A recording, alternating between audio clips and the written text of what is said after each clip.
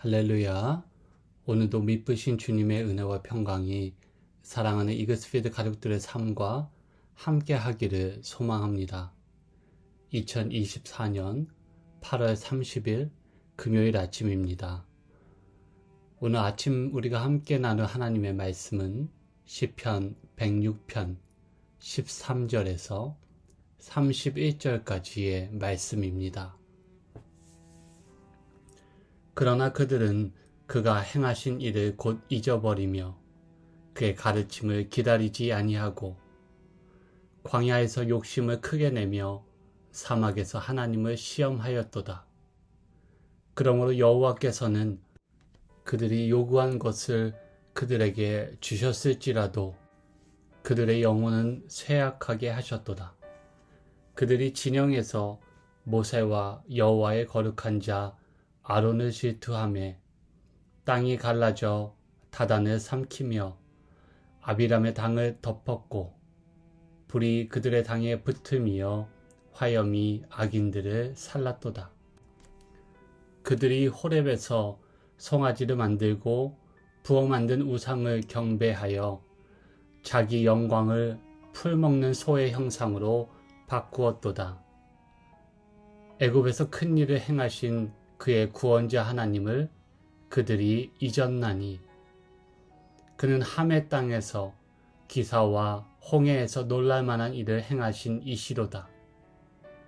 그러므로 여호와께서 그들을 멸하리라 하셨으나 그가 택하신 모세가 그 어려움 가운데에서 그의 앞에 서서 그의 노를 돌이켜 멸하시지 아니하게 하였도다. 그들이 그 기쁨의 땅을 멸시하며 그 말씀을 믿지 아니하고 그들의 장막에서 원망하며 여호와의 음성을 듣지 아니하였도다.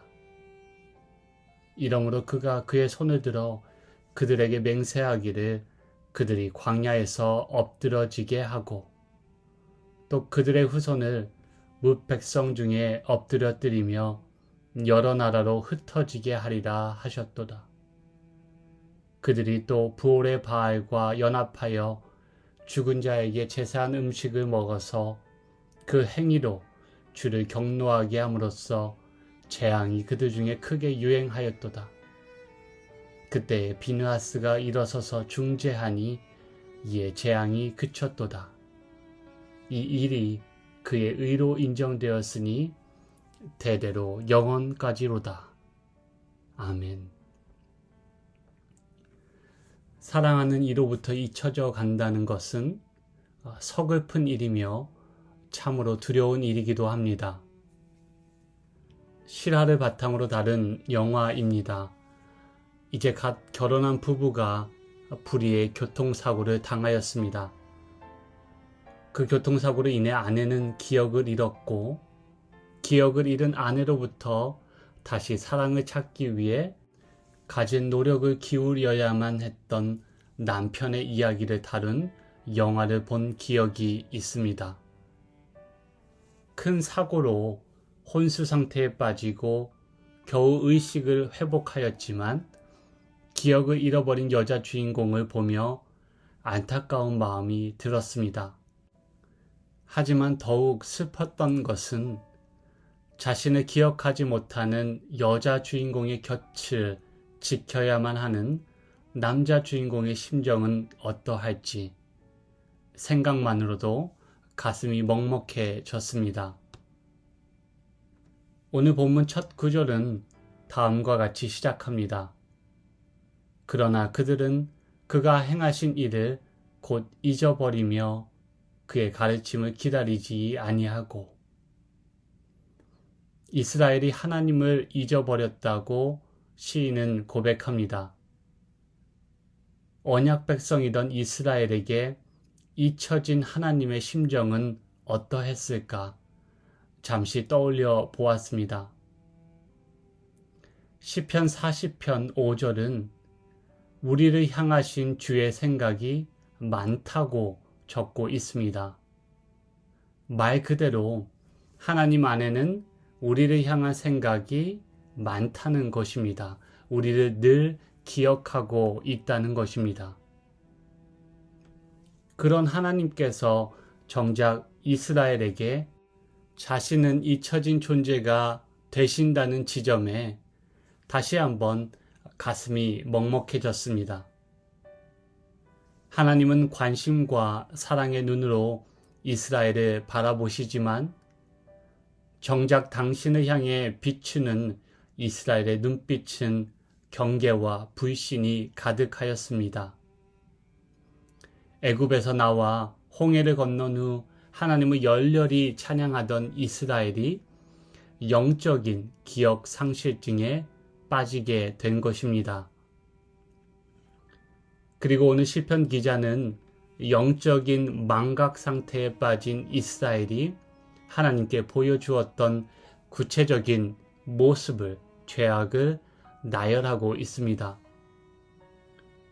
먼저 14절에 그들은 광야에서 큰 욕심을 부리며 사막에서 하나님을 시험하였습니다. 큰 욕심을 부렸다는 것은 이스라엘이 자기중심적인 사고에 빠져 있었다는 것을 의미합니다. 그리고 생각해보면 자기중심적으로 생각하는 사람들은 은혜를 기억하지 못합니다. 자신이 그저 중요하다고 생각하는 것과 자신의 요구에만 온통 관심을 두기 때문입니다. 둘째로 시편 기자는 이스라엘이 모세와 아론을 시기 질투하였다고 말합니다. 망각은 욕심을 낳고 욕심은 질투로 이어졌습니다. 창세기 최초의 살인은 왜 이루어졌습니까?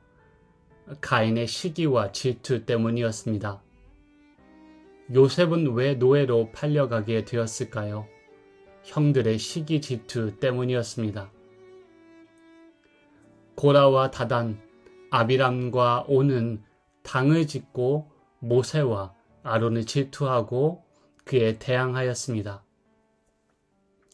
이것은 모세와 아론을 통해 일하시는 하나님의 주권을 인정하지 않고 대항하는 것과 마찬가지였습니다. 그리고 하나님의 주권에 맞선 결과는 파멸적이었습니다. 땅이 갈라져 그들을 결국 삼키고 말았습니다. 셋째로 자기중심적인 이스라엘은 결국 우상을 숭배하게 됩니다. 이것은 어찌 보면 자명한 사실입니다. 자기중심적인 사람은 필연적으로 우상 숭배의 길로 접어듭니다. 자기중심적인 사람은 자기의 이익과 편의를 도모하며 이를 이루고자 항상 이용할 수 있는 것을 찾기 마련입니다. 이스라엘은 호렙에서 송아지를 만들고 눈에 보이는 우상을 보고 절합니다. 통제하려는 시도입니다. 이스라엘의 망각을 잘 보여주는 장면이 거기에 등장합니다. 호렙은 어떤 곳입니까? 호렙은 하나님이 이스라엘을 애굽에서 건져내기 위해서 모세를 처음 만난 곳입니다. 한마디로 구원의 역사가 시작된 곳입니다. 하지만 자기중심적인 신앙에 갇혀서 하나님을 잊어버리고 살아가던 이스라엘은 야훼 하나님과 모세가 처음 만났던 그 특별한 장소를 우상 숭배의 장소로, 배반의 장소로 결국 만들어 버렸던 것입니다. 이를 시편 기자는 20절에서 야훼 하나님의 영광을 풀 먹는 소의 형상으로 바꾸었다고 회고하고 있습니다. 그것은 또 시편 기자의 말 그대로 기쁨의 땅을 멸시한 것입니다. 이스라엘은 거기서 끝나지 않고 부올에서 바알과 연합하는 우상 숭배를 범하게 되었습니다. 하나님은 이에 경노하셨고 연병으로 24,000명을 처벌하심으로 반응하셨습니다. 하나님의 징계가 가혹했다는 것은 그만큼 이스라엘이 망각의 늪에 깊이 빠져 있다는 반증이기도 합니다. 기억할 것은 하나님의 징계의 목적은 보복과 파멸에 있지 않습니다. 소생시키고 성숙에 이를 수 있도록 하나님을 기억하고 지은 죄를 뉘우쳐 회개할 수 있는 기회를 주기 위한 것임을 우리는 잊어서는 안 될 것입니다. 시작할 때 언급했던 영화의 이야기로 설교를 마무리하겠습니다. 남편은 가장 사랑했던 아내에게서 잊혀진 존재가 되었습니다. 그녀에게 낯선 존재가 된 것입니다. 하지만 희망은 사라지지 않았습니다. 남편은 아내를 잊지 않고 기억하고 있었기 때문입니다. 아내가 기억을 되찾고 사고로 단절되고 상실되어 버린 관계를 회복하고자 남편은 아내가 재활병원에 입원하였을 때 정성어린 노력으로 수백 통의 편지를 써서 보냈다고 합니다. 끝까지 아내를 기억하기로 결단하고 인내하며 그녀의 곁을 묵묵히 사랑으로 지켜주었던 것입니다. 하나님도 우리를 잊지 않으시는 분이십니다. 이 사실을 잊어버려서는 안 됩니다. 하나님은 우리에게서 잊혀질지 모르지만 우리는 하나님에게 잊혀지는 존재가 아닙니다. 요셉은 감옥에서 술 맡은 관원장에게 잊혀진 존재가 되었지만 하나님은 결코 요셉을 한시도 잊지 않으셨습니다.